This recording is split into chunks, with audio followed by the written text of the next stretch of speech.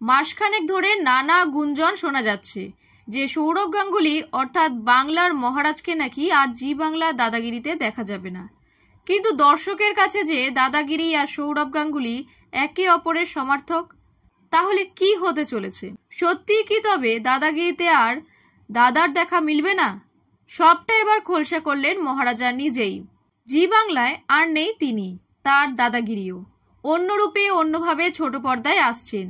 Sourav Gangopadhyay star জলসায় একসঙ্গে দুই অবতারে ধরা দিতে চলেছেন। আঙ্গিক এবং সঞ্চালনা বদলে এই চ্যানেলে আসতে চলেছে দাদাগিরি। অবশ্যই নাম বদলে, তার দ্বিতীয় রূপ বিগ বসের সঞ্চালক।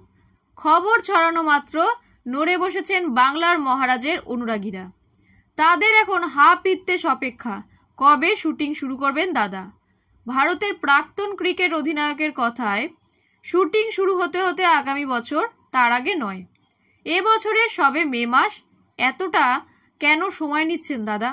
সৌরভের জবাব, চ্যানেলই চাইছে নতুন বছরে নতুন কাজ শুরু হোক। এদিকে কানাঘুষো শোনা যাচ্ছে সেপ্টেম্বরে সিএবির নির্বাচনের জন্যই ব্যস্ততা তুঙ্গে।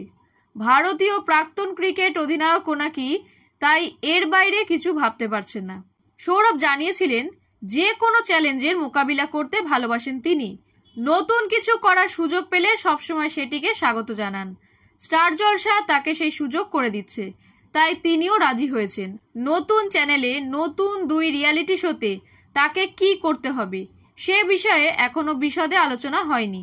দাদাগিরি এবং বাংলা বিগ বস মিলিয়ে 17 দিন করে একটি শো হবে। মোট 34 দিন তিনি দুটো শোতে সময় দেবেন। 4 বছরের জন্য 125 কোটি টাকার চুক্তি হয়েছে সৌরভের সঙ্গে। সৌরভ গঙ্গোপাধ্যায় দাদাগিরিও করবেন, বিগ বসও করবেন। অনেক দিন ধরে এই নিয়ে চর্চা চলছিল।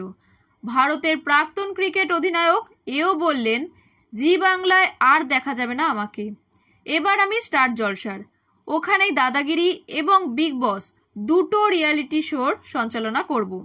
একই চ্যানেলে দুটো শো একসঙ্গে সামলাবেন কি করে?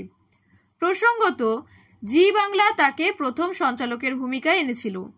10 বছর পরে কেনই বা তিনি সেই চ্যানেলের সঙ্গে সংযোগ বিচ্ছিন্ন করলেন?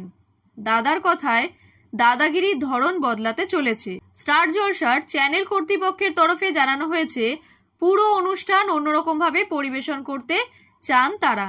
পাশাপাশি জনপ্রিয় রিয়ালিটি শো বিগ বসও আনতে চান।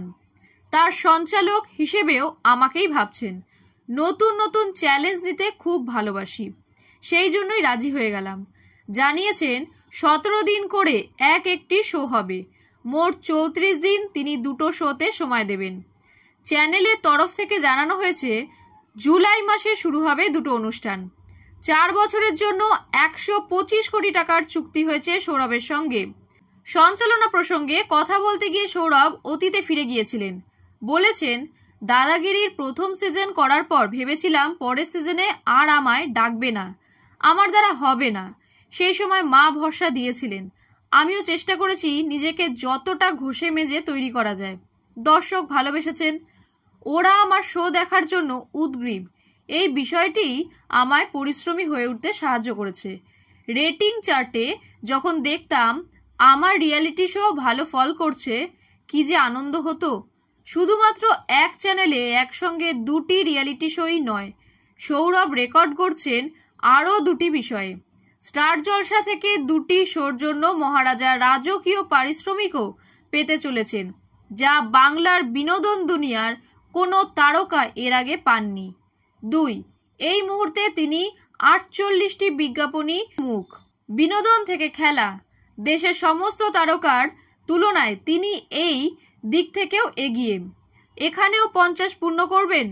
প্রশ্ন শুনে হেসে ফেলেছেন তিনি।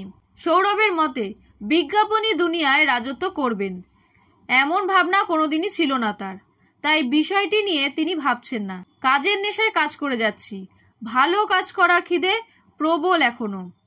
ঈশ্বর সহায় থাকলে এটাও হয়তো পূর্ণ হয়ে যাবে।